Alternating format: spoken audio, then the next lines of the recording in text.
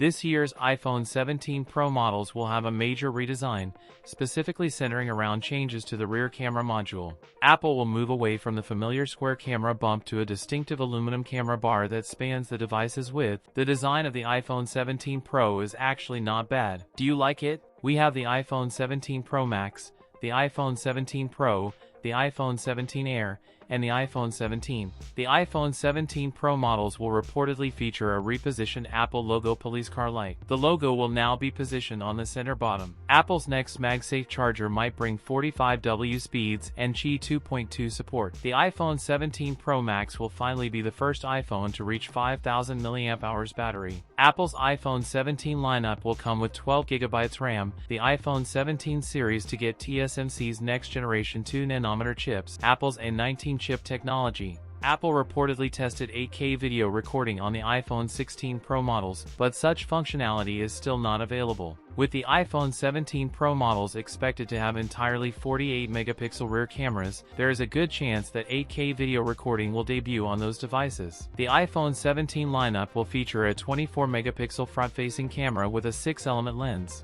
All of these devices should be making their official debut in September. Apple is reportedly planning to bring all its devices back to aluminum with the iPhone 17 lineup. The two flagship iPhone 17 Pro models will mark the return of aluminum frames to high-end iPhones for the first time since Apple began distinguishing between Pro and non-Pro models. That's it for today's video. If you enjoyed it, don't forget to like, comment, and subscribe for more content. Thanks for watching, and I'll see you in the next one.